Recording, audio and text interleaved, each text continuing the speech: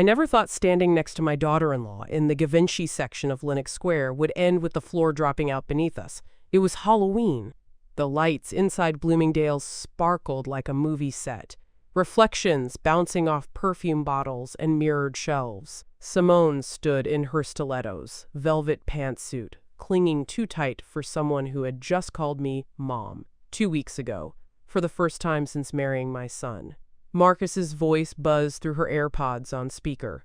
"Just take Mom's card. There's $130,000 on it. Go get what you need, babe." She laughed like it was a game show, waving the platinum Amex like a wand. "We're gonna start with Dior," she told the salesgirl with the glitter eyeshadow, who lit up like Simone had just walked in with Rihanna. I stood next to her with my arms folded, not saying a word. Not because I agreed, but because I already knew what she didn't. The subtotal crept up, $3,600 for 2 leather handbags, $1,800 in YSL perfume gift sets, $4,030 in pre-fall couture, $9,430 in 33 minutes. I remember the exact number because I watched the cashier's perfectly glossed lips read it aloud, then pause as the little machine blinked. Processing. And then it happened. A soft beep. The screen flashed red. Declined! Insufficient funds? At first, Simone giggled like it was a fluke. "Try again," she whispered, tapping the card's chip with a manicured nail. But the cashier's smile was gone. The second beep was louder somehow. Final. Marcus's voice was still echoing from Simone's phone on the counter when the cashier turned to me. "Do you have another form of payment, ma'am?" I didn't flinch. I reached out, slowly, and took the card from Simone's hand. "No," I said. "That card has served its purpose." Simone blinked, confused. "Wait, what?" The line behind us shifted. A woman in Ugg boots whispered something to her friend. And right then, under the glow of designer lights, my daughter-in-law's face drained like mascara in the rain. I looked her dead in the eye and said, "I moved that money weeks ago. Maybe ask my son what access really means." And I walked out, leaving her with 2 carts full of someone else's dream life. The thing is, that money had already moved 2 months earlier. It was late August, and the heat clung to everything like wet wool. I'd been organizing receipts at the kitchen table, ceiling fan creaking overhead, when I noticed the transfer. $2,000, labeled household upgrades, pulled directly from my linked savings account. No call, no conversation, no note on the fridge, just gone. I stared at the screen, the little transaction sitting there like a cockroach on white linen.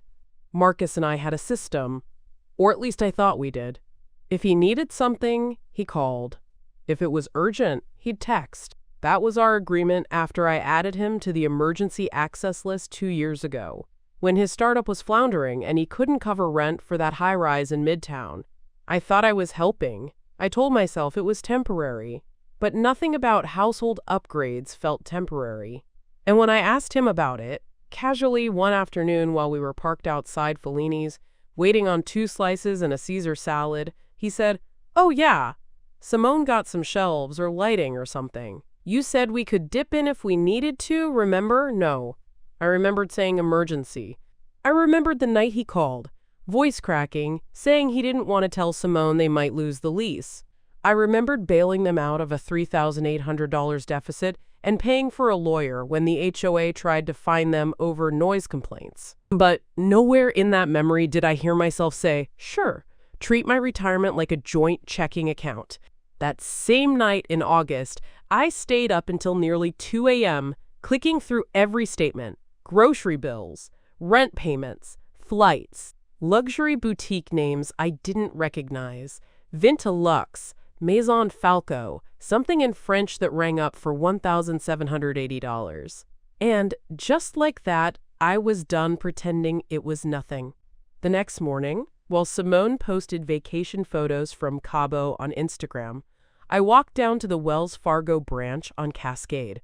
I signed into the glass office with Mrs. McCrae, the manager who'd known me since 2002, and said, "I want to set up a frozen trust, irrevocable.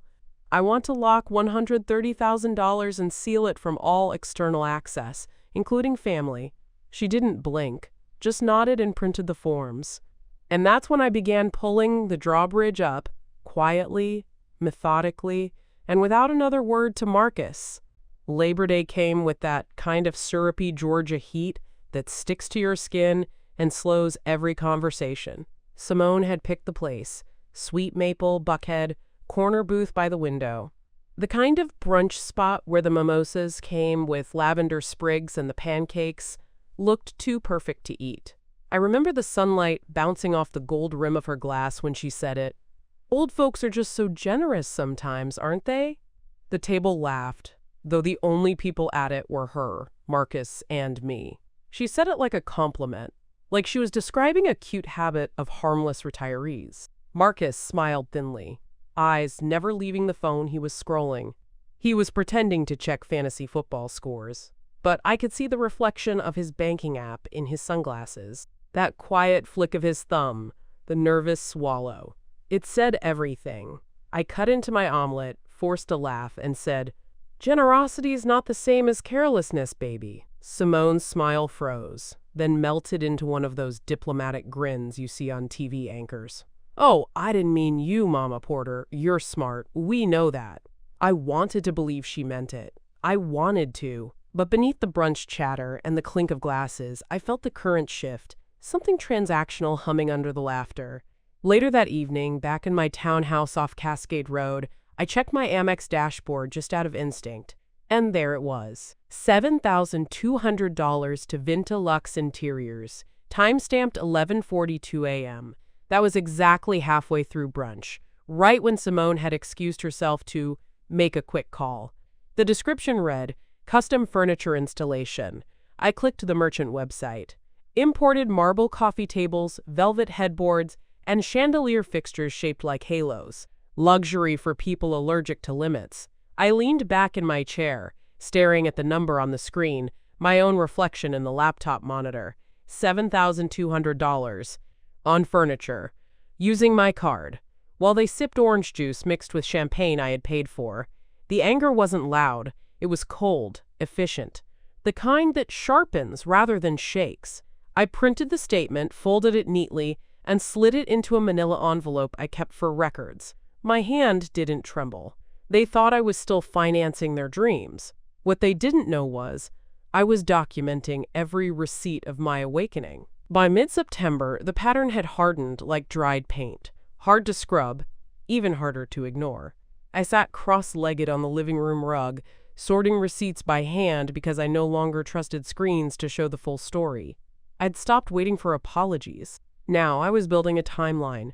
5 charges, all over $4,000, all in 10 days. The first one was an even $4,320 at Maison Arnaud in New York, some artful-sounding boutique that turned out to sell rugs made of ethically sourced alpaca wool. The next, $5,715 at a Dubai-based shop called Karam Noir, flagged as international luxury good. That one stung. I remembered Marcus telling me just a week before that he was trying to avoid unnecessary spending until bonuses cleared. Clearly, unnecessary was relative.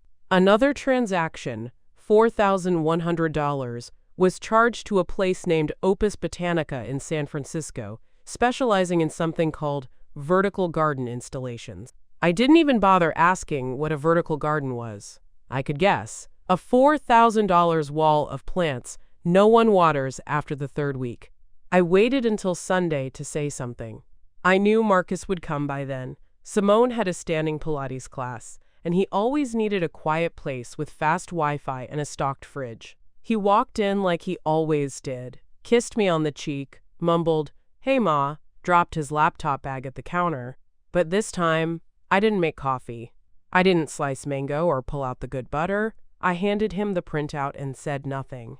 He glanced at it, then chuckled like I'd just handed him a grocery list with a few typos. "Come on, Ma. You said we could use it if we needed help." "Help," I repeated, my voice flat. "Is that what this is?" He rubbed the back of his neck. "We're under pressure, Ma. Simone's business image is important, and you've always said family sticks together." Across the room, Simone had just walked in from the car. Her oversized sunglasses still on, she peeled off her cashmere wrap, plopped onto the couch, and sipped from a jade-green matcha bottle like she was above it all. "Marcus?" she called lightly without looking up. "Ask her if we got the florist refund. The one from the gala." Then she turned to me and winked. That was the moment I realized I wasn't a person to them anymore. I was a purse, and they were unzipping it at will. That same week, I dusted off the brown accordion folder labeled Legal/Finance Private and called Julian Banks. We'd gone to the same church in East Point for years, and he'd handled my taxes since 2011, back when Marcus still lived at home and Simone was just a name mentioned over spaghetti dinners. Julian didn't ask for backstory. He heard the tension in my voice and said, "Come by Thursday. Bring everything." His office sat in a 2-story brick building across from the library, tucked behind a hibiscus hedge that had grown wild over the years. The waiting room still smelled like copy toner and cinnamon mints. I brought it all: folders, printouts, even the envelope I'd labeled "Disrespect" disguised as receipts. Julian sat behind his desk, tie loosened, glasses perched low. As he flipped through the statements, his eyebrows crept higher. $14,000 in. Home wellness? $4,800 to a spa in Aspen? Who authorized these? I didn't answer. I just placed the Amex on his desk, face down.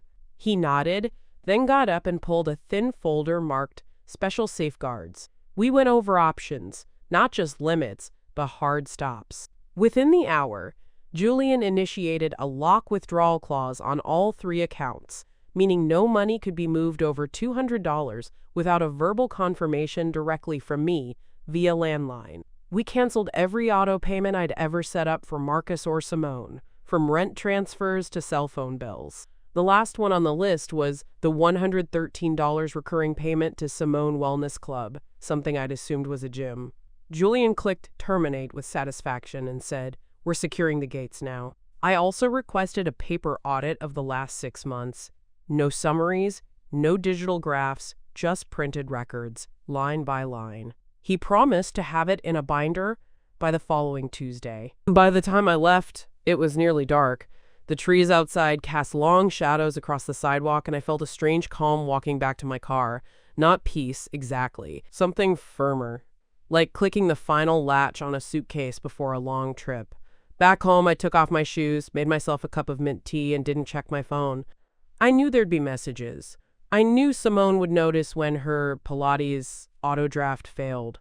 And I knew this time I wouldn't flinch. 3 days after I met with Julian, I was scrolling through my inbox after dinner, the smell of sautéed garlic still clinging to my kitchen. I hadn't even gotten to the flagged folders when I saw it. An alert from Amex with the subject line, "Transaction notification, $14,890. Time heist, Geneva." My breath caught. Geneva? The email unfolded like a slap. The item was listed as a limited edition Astronomia Tourbillon, a wristwatch, gold-plated sapphire case, purchased at 2:19 p.m. Eastern. That same afternoon, Marcus had stopped by for lunch and fiddled with my laptop under the guise of fixing the Wi-Fi. He'd leaned over me in the living room, asked about my password, and even joked, "You always forget it, Ma. You should let me update it to something simple." I'd been tired, distracted by the salmon burning in the oven, and I let him tap around for a few minutes. Now I knew what he had really been doing. He hadn't been fixing anything. He'd been shopping, with my stored login credentials, with fingers that once reached for my hand in the parking lot of his kindergarten, now maneuvering my finances like a vending machine keypad.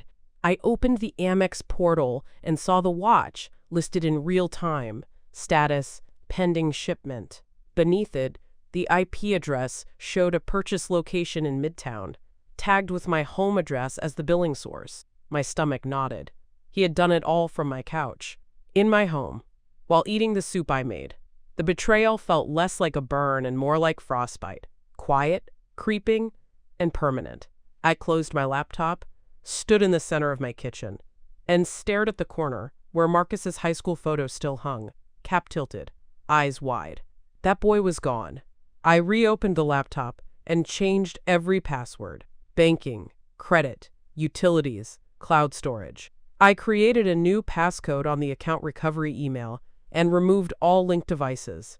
I took screenshots of the watch transaction, saved the email as a PDF, and forwarded everything to Julian with a note. Please flag this under potential fraud. Attached documentation follows. We'll discuss next week.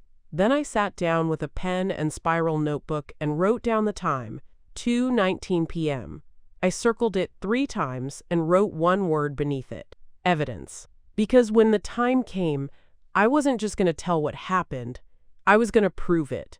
The next morning, I logged into my financial dashboard and turned my house into a fortress. First, I disabled every mobile access point. No fingerprint logins. No Face ID. I set up 2-factor authentication across every platform, rerouted notifications to my landline, and replaced every recovery email Marcus might have seen. I opened the Amex portal and lowered the spending limit to exactly $1, a symbolic choice more than a practical one. If they tried to buy a gumball, I wanted the system to scream. Then I went deeper, past the usual settings into the layers most folks ignore. I toggled GPS purchase matching, which meant every transaction now had to come from a location within a 10-mile radius of my confirmed devices. I turned on hourly email alerts, flagged the Geneva watch as fraudulent, and requested a temporary freeze on international purchases. By the time I was done, the account security page looked like a control center. But I wasn't finished. I walked to the closet, pulled down my portable printer, and began generating physical copies, flagged transactions, itemized charges, shipping addresses, email receipts. I didn't just want data. I wanted paper. Receipts have weight. They breathe differently than pixels. They sit on desks and whisper truth when people try to lie. I filled 3 large folders. On the covers, I wrote titles in Sharpie: household activity, unapproved, luxury goods, digital access points. In the last one, I tucked a screen grab of the moment Simone posted that photo from the Dubai shopping plaza, captioned "Manifesting Bigger." The timestamp aligned perfectly with a $4,950 charge from Gold Souk Elite. She hadn't manifested anything. She'd borrowed it from my retirement. As I packed the folders into my filing drawer, a thought bloomed gently and refused to leave. They think I'm old. They think I don't know what a screenshot is. They think being quiet means being naive. They forgot I came from a generation that balanced checkbooks by hand and kept receipts in shoeboxes long before there were apps for anything. They had underestimated the wrong woman. So I did what women like me have always done when the wind shifts and people start counting you out. I documented everything, locked my doors, and waited. Because when the foundation of a house is shifting, you don't scream. You brace, you build. You make sure the next quake doesn't knock you down. It was 2 days later, during an ordinary Tuesday afternoon, that I decided to confront Simone directly. We met at a cafe she liked near Ponce City Market, all reclaimed wood and overpriced teas. She was already seated when I arrived, swiping through her phone with that detached air she wore like perfume. Her matcha was untouched, layered and pale green, as if it had been stirred for the photo, but not the taste. I slid into the chair across from her and placed a single printed receipt between us, $6,200 Chanel, labeled Client Gifts. She glanced at it, blinked once, then leaned back with a small laugh. "Oh, that?" she said, as if we were discussing a parking ticket. "You told Marcus you didn't mind helping out while I built my client roster. We're branding the image, remember?" "No," I said. "What I said was that I'd help with a website starter kit. I never said buy out Rue Cambon." She rolled her eyes, slow and practiced. "Mrs. Porter," she said, switching to that careful cold register she used when pretending she wasn't annoyed. "This feels like it's about control again. It always comes back to that, doesn't it?" There it was, that tidy little deflection she favored. Simone had a way of framing every limit as an emotional problem, every boundary as an attack. Control issues. The phrase landed like a slap, but not for the reason she thought. It echoed something Marcus had once said after I asked them to give notice before coming over unannounced. "You always need everything your way." But this wasn't about preference. It was about theft. I pulled out 2 more receipts, slid them across the table slowly, like a dealer laying down a winning hand. Neiman Marcus, Cartier, all under my name, shipped to her office address. Her expression didn't falter, but her hand tightened around the ceramic cup. "I never authorized these," I said, my voice low, steady. "You took my trust and turned it into currency," she smirked. "Barely. Marcus said you wouldn't make it a thing, that you knew we were investing in our future." "I was," I said calmly, rising from my chair, "but now I'm investing in mine." And I left her sitting there, surrounded by receipts she couldn't explain, in a cafe that suddenly felt too expensive for lies. That evening, still fueled by the calm fury from the cafe, I sat at my kitchen table and opened my laptop. I pulled up my email and searched for every digital receipt linked to my American Express. It didn't take long. Nestled between newsletters and insurance notices were the confirmations. 2 from Neiman Marcus, both flagged as in-store pickup. I clicked through the details, and there it was in black and white. Marcus Porter listed as the recipient, my name as the account holder, my home address as the billing source. The first order was for a men's jacket, $3,180, and a pair of Balenciaga boots. The second, a bracelet engraved, "For Simone," gift-wrapped and charged to my card. The gall was almost admirable. Almost. And then, like a breadcrumb trail begging to be followed, I found a third email. "Thank you for your jewelry order, Mrs. Porter." It was from a high-end shop I'd never visited in person, but apparently they knew me well. Inside was the invoice for a $6,750 diamond pendant, custom selected and delivered to Simone's co-working suite. I checked the shipping status. Delivered. Signed for. Proof. I printed everything and added it to the growing file under the tab Personalized Purchases, Unauthorized. The pages landed on the stack with a soft thud, but the weight of it all was building. Not just financial, but moral, emotional, familial. Each new detail chipped away at the version of Marcus I still clung to. The boy who fixed my printer without asking, who once gave me a construction paper birthday card in 5th grade that said, "You're the best banker I know." Now he'd become the kind of man who signed for jewelry he hadn't paid for, using a name he didn't earn. I stared at his signature on the screen, fluid, confident, untouched by guilt. How long had this been brewing? How many birthdays had passed while he quietly reshaped his mother into a line of credit? I scrolled back through old messages, rereading them now with clearer eyes. There were hints I hadn't seen, language I'd brushed off. "We'll cover it next time. We assumed you were okay with it." And my least favorite, "It's not that big a deal." But it was. It was theft dressed as entitlement, and I was no longer pretending it was anything less. On October 5th, I finally made my way to Wells Fargo, that gray branch off Flat Shoals where the safe deposit boxes sat in the back like buried confessions. I hadn't opened mine in almost a year, not since renewing my homeowner's policy. The vault room was cold, humming faintly under fluorescent lights, and the attendant handed me the brass key without a word, just a clipped nod and a clipboard. Inside my box was the usual: birth certificate, mortgage deed, my late husband's military discharge papers, and then the envelope, cream-colored, heavy, marked, will, updated 2018, witnessed/filed. I pulled it out, heart thudding, not from fear, but from clarity. I knew what was supposed to be inside. Julian and I had finalized it together, notarized, and filed in person. But there was something else now. A second folder, newer, with my name misspelled slightly, Clarice J. Porter instead of Clarice A. Porter. I opened it. Inside was a printed document labeled Revised Estate Plan, September 2023. The font looked official. The formatting mimicked the original. But the names were wrong.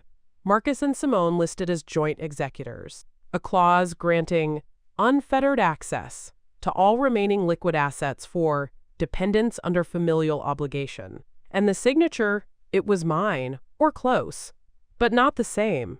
No notarization, no witness line, just a squiggled imitation of a name I've written the same way since I was 16. I stared at the forged document, hands still and deliberate, feeling the kind of betrayal that doesn't yell, it settles. Like dust over everything you thought was safe. They'd tried to rewrite my legacy. Not just my finances, not just my property, but my intentions. The story I had shaped with care, now redrafted by children who'd mistaken love for leverage. I took both documents, mine and the forgery, and placed them side by side. One clean, the other cowardly. My real one still smelled faintly of ink and order. The fake reeked of panic. I slid them into a new envelope and wrote across the front, discrepancy, urgent.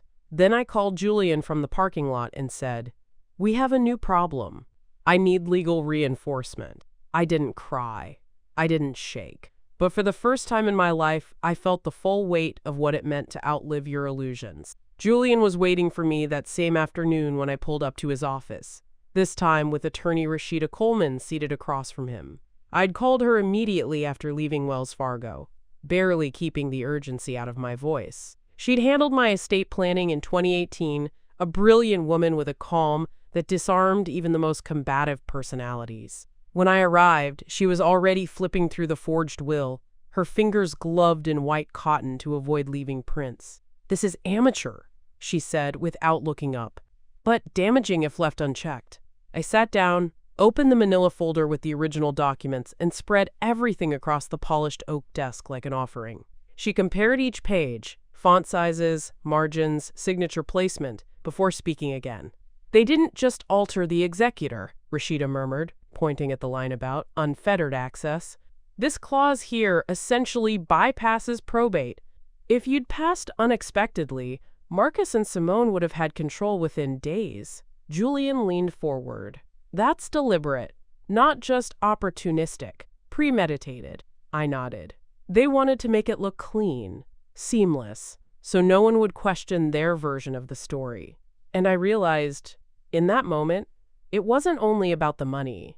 It was about silencing my choices, about replacing my authority with their ambition.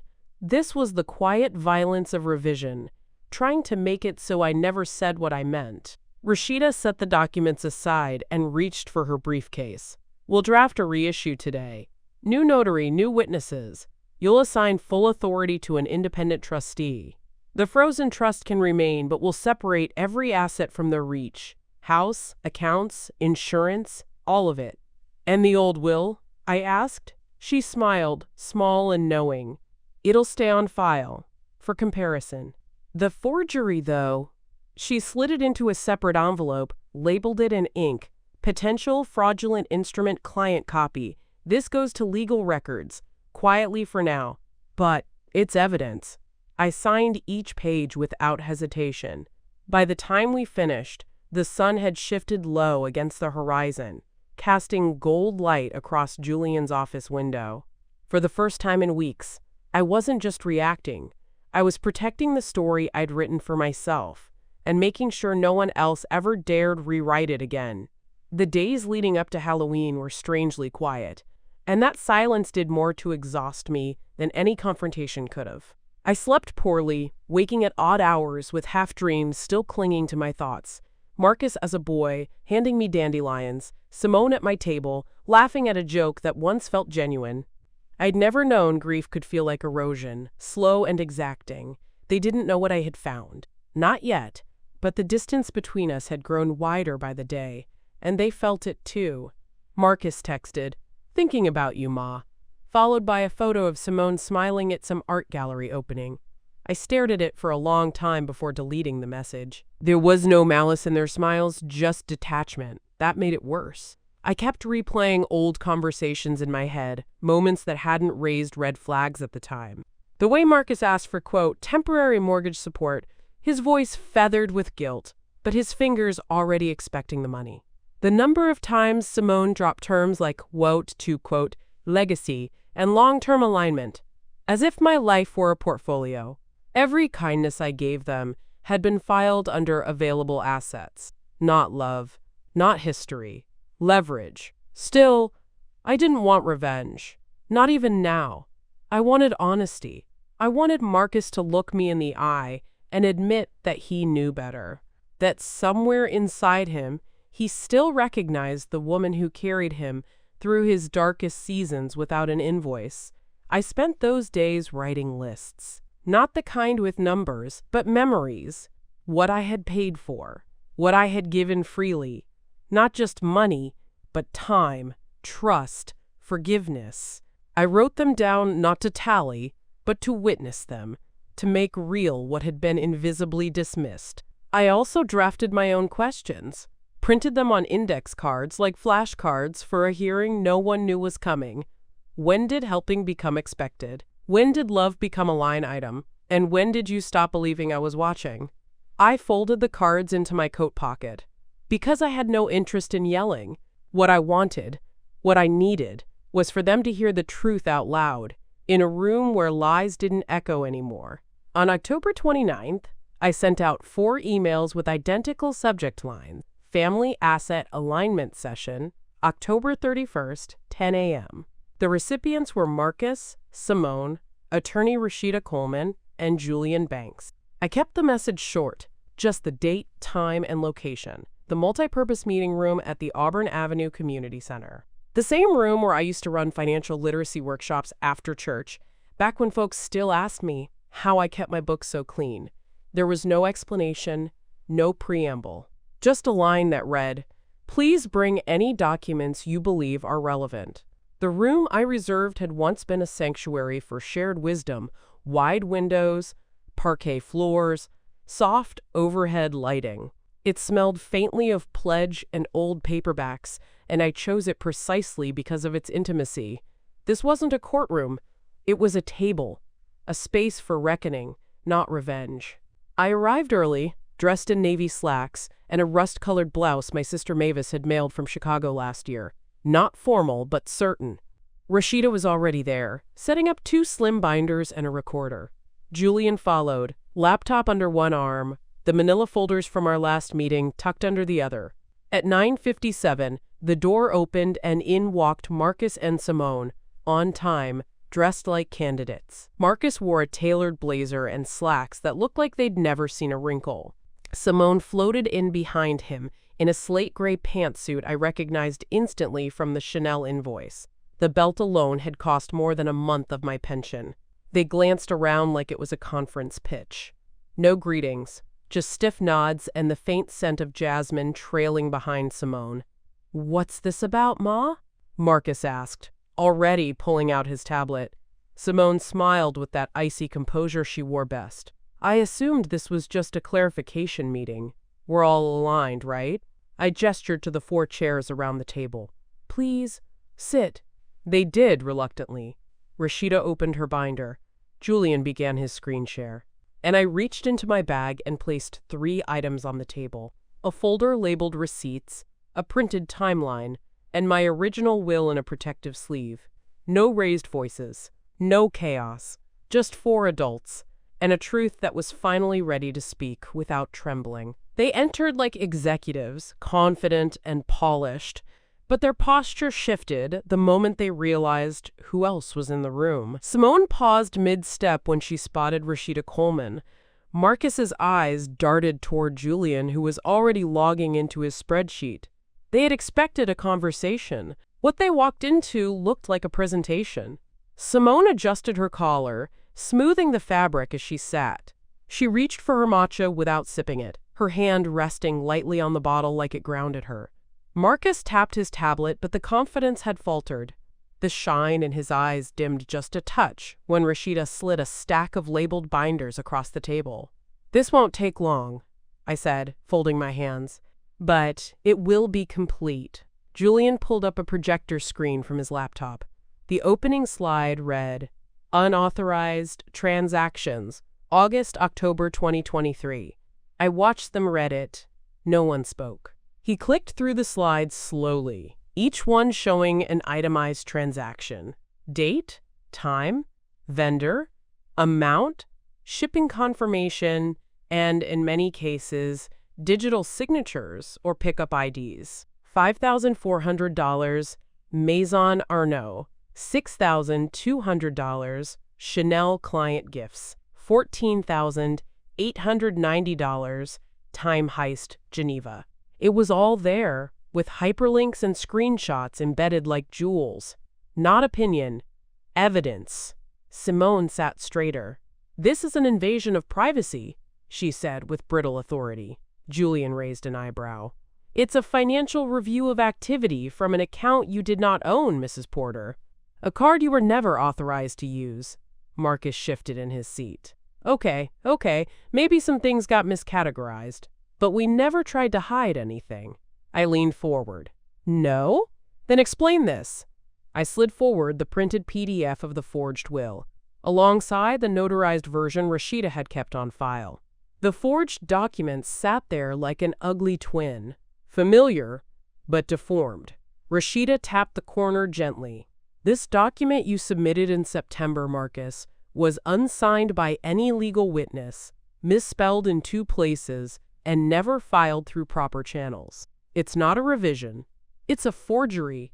Simone opened her mouth, then closed it. Marcus stared at the papers like they had betrayed him.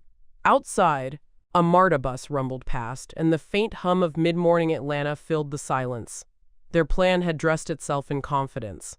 But here, in this quiet room, under soft lights and exact numbers, it had nowhere left to hide. I didn't raise my voice. I didn't need to. The truth sat in front of us in black ink and red numbers, bolded cells and clipped signatures. It did the talking for me. I unfolded my timeline next. 3 neat pages, double-spaced, each line matching a charge with a corresponding message or visit. I read from it like scripture. August 22nd, $2,000, household upgrades. Same day Marcus asked for grocery help. September 6th, $4,950 at Gold Souk Elite. Simone posted from Dubai. October 3rd, forged estate plan emailed from Marcus's account, 7:41 p.m. I paused there, letting the time sink in. "You were in my house that day," I said evenly, eyes steady on Marcus. "You ate my food and said you were updating my email security. I found the forged document in my safe deposit box 2 days later." Julian clicked over to a new tab, a comparison view of the real will and the fake. Rashida narrated the difference with professional detachment, altered language, executor status transferred without consent, and financial clauses that clearly violate Georgia's elder abuse protection statute. Mrs. Porter acted in time, but had she not? She turned to Simone, whose mouth was a thin, silent line. Julian added, "That's wire fraud, Marcus. You know that, right?" He opened his mouth, closed it again. His hand moved as if to touch the screen, then fell back into his lap. Simone exhaled sharply. "This is harassment. You're treating us like criminals over a misunderstanding." Rashida didn't blink. "No one's been accused. Yet. But this qualifies as elder financial exploitation, and the evidence has been documented through official channels." I sat back in my chair, letting the words settle. Simone's matcha bottle tipped slightly. She caught it with her palm, but the gesture exposed her hands. They were shaking now, just enough to be noticed. Marcus finally spoke. "We thought we were helping. We were trying to secure the future." "No," I replied, not unkindly. "You were trying to inherit it while I was still alive." And in that moment, with documents splayed across a laminated table and 2 witnesses beside me, I felt the floor shift. Not under me, but under them. The story they'd built was collapsing under the weight of what I hadn't said until now. The silence that followed was long and brittle, as if any sound might crack the air itself. Simone pushed back slightly from the table, eyes darting to the exit like she was calculating an escape route. Her voice, when it returned, had lost its edge. "This is absurd," she snapped, but it landed weak. "She's twisting everything. These aren't crimes. This is family. You don't punish people for trusting you." Julian didn't even glance her way. He was already clicking to the next spreadsheet, this one labeled Unauthorized Account Access, August through October. It displayed login attempts from devices and locations far outside my home, tied to timestamps that matched Simone's known travel schedule. One entry included an IP address pinged from a luxury suite in Chicago. The same weekend, Simone had posted a boomerang of champagne flutes clinking over a skyline. "This isn't trust," Rashida said quietly. "This is fraud, and Mrs. Porter is being generous by confronting it in this room, not in court." Simone stood abruptly, the chair legs screeching against the floor. "I'm done," she spat. "This is a setup, a smear campaign, and it's beneath all of us." She stormed out, heels clicking like gunfire across the linoleum. The door slammed behind her with more force than necessary. Marcus didn't move. His hands were still folded in his lap, but his shoulders had sunk. The performance was over. "She doesn't speak for me," he said finally, eyes on the table. "I didn't mean for it to go that far." Rashida leaned in, steepling her fingers. "Intent isn't the issue. Action is. But you have one chance here, to disengage, fully and immediately." Julian slid over 2 documents, a formal cease and desist letter and a bank compliance report already filed that morning. Both bore Marcus's name. I said nothing. He looked at me then, searching for some softness in my face. But I wasn't angry. I was finished. Marcus rose slowly. "I'll cooperate," he murmured. I never thought it would end up like this." "No," I said quietly. "You just thought I wouldn't stop you." And with that, he left. No hug, no apology. Just the shuffle of shoes and the sound of a door gently clicking shut behind him. The air in the room didn't move after Marcus left. It was as if the walls themselves were holding their breath, unsure whether to release relief or sorrow. Rashida began packing her folders with clinical precision. Julian quietly shut his laptop, careful not to disrupt the stillness. I sat there a moment longer, staring at the empty chairs across from me. Simone's matcha bottle remained on the table, half full and forgotten. I resisted the urge to push it away. Let it sit. Let it sour. Rashida finally broke the quiet. "I'll initiate the full reinstatement paperwork today. All control will be reverted exclusively to your name. Banking, trusts, insurance, estate. Every shared access point will be revoked." I nodded. "And the restitution letters?" "Already mailed," she said. "They'll receive them within 2 business days." Julian added, "Their keycards have been deactivated. Marcus's name has been removed from all financial authorizations. Simone never had legal access to begin with. That part gave me the faintest release.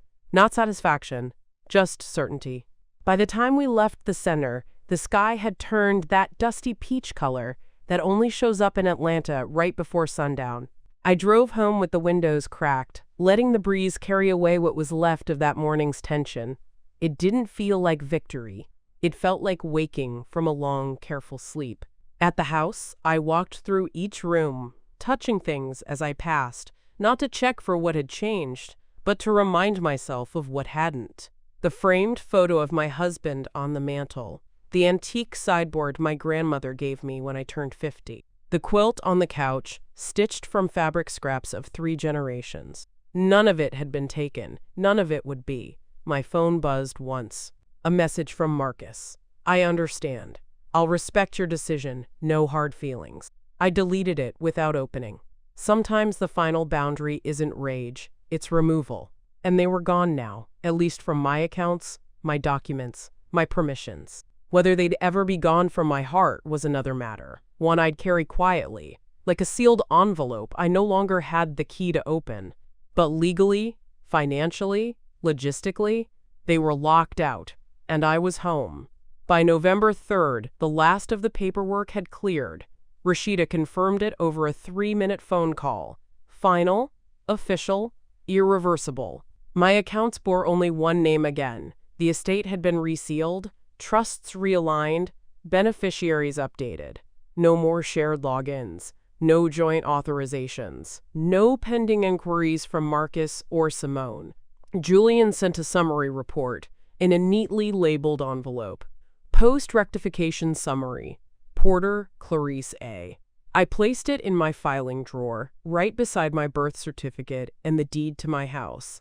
That drawer was heavier now, but it carried only truth.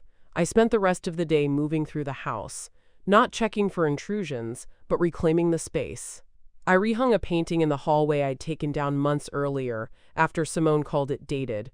I lit the cinnamon candle Marcus always teased me about. I played my records loud, Aretha's voice filling the corners of my quiet, safe home. That evening, I sat on the porch wrapped in my shawl, sipping a cup of sweet tea. The air smelled like wood smoke and fallen leaves. Children passed by in costume, leftover Halloween energy still buzzing through the neighborhood. One little girl in a gold crown stopped to wave at me. "Happy late Halloween, Queen Lady," she chirped. I laughed, genuinely, and waved back. "You too, sweetheart." Inside, my phone sat face down, silent. No calls, no chaos. I reached into my pocket and held one of the new keys in my palm. It felt cool and steady, a piece of metal shaped not just to open a door, but to close a chapter. No theatrics, no vengeance, just boundaries, written in brass, in law, in lived clarity. I reclaimed what was always mine, and this time I wasn't giving it away.